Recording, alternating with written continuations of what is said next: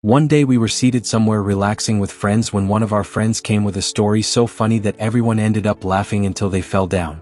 He told us that someone had pulled up in a very big luxurious car at a corner where people usually wait for piecework jobs.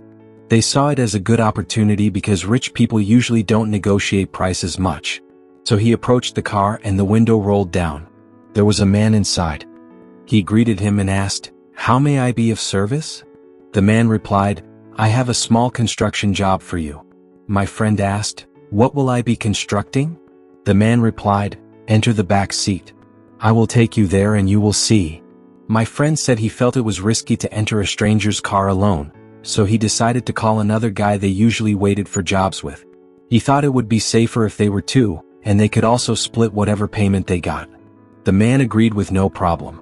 Then my friend remembered that if it was construction work, they would need tools. There was a place nearby where they used to hire tools, so he ran there, hired some, came back, and they left with the man. As they drove, the man kept chatting with them about construction, how good they were at it, and how hard it was to find jobs these days. But after some time, they realized they had already been driving for more than an hour and a half.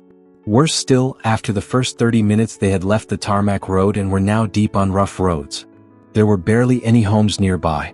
They started looking at each other nervously. The man noticed through the mirror and said, "Don't worry guys, I'm not a bad person. The job is just a little far." Finally, they reached the place where the work was supposed to be done. It looked almost like a desert. No trees, just patches of short grass everywhere. As they got out of the car, they noticed a cross about 50 meters away. They walked closer and realized it was a grave. Immediately, panic started setting in. They turned and saw the man walking toward them. He said, "I want you to construct this grave into a beautiful grave using tiles, marble, or terrazzo. I might go abroad soon, so I want it done properly. Don't worry about payment. I will pay whatever you ask." The two friends looked at each other in shock. They had never constructed a grave before in their lives, but they saw it as a challenge and a chance to make money. The man told them to calculate all the materials they would need: sand, stones, cement, tiles, water, everything. They did the quotation and handed it to him. He then said, "I will leave you here and go buy the materials." At first they worried he might never return, but they decided to wait. As they sat there alone, they kept wondering who could possibly be buried in such a lonely wilderness. About an hour later, the man returned driving a different vehicle, a truck loaded with all the materials they had requested and even extra tools. He told them to offload everything because he would leave them there to work. When they finished, one of them should call him. He gave them his phone number and drove away. They started preparing the concrete mix. One person dug around the grave so they could build strong stone courses around it to support the top concrete cover. Now this is where the story became hilarious.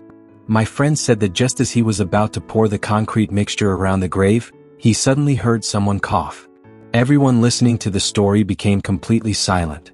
He asked the other guy, "Was that you coughing?" The other guy replied, "No." Then he poured the first spade of concrete and suddenly heard whistling sounds. He looked at his friend again, but the guy's lips were completely closed. At that point, he became nervous and decided they should switch positions. The other guy took over pouring the mixture while he mixed the concrete. Suddenly, as the other guy threw a spade of concrete, the spade came flying back straight toward his face like a bullet. At the same moment, my friend saw a jerrycan flying toward him like a rocket. He quickly raised his hands to shield himself, but the force was so strong that it knocked him to the ground. He said the two of them screamed loudly, jumped up, and started running for their lives, following the tires tracks left by the vehicles. At this point, everyone listening to the story was already on the floor laughing. We asked him, "So what happened after that?" He said the strange thing was that they never even got tired while running. Eventually they reached a small shopping center with about 3 shops. From there they called the man. They shouted into the phone, "Where are you? We were almost killed by demons. Things were being thrown at us and we escaped." The funniest part was the man simply laughed and said, "I thought Mum was finally ready to be covered now. You people are lucky you escaped alive." The last squad that tried the job had one of them break a leg after a full jerrycan of water was thrown at him. Everyone burst into even louder laughter. The man later returned to the shopping center, went back to the grave site to collect their tools, then drove them back to the corner where he had picked them up. Before leaving, he gave each of them 1,000 shillings. My friend returned the hired tools and said that after that experience, he avoided that corner for almost 2 weeks. Honestly, that story had us laughing like crazy the whole evening.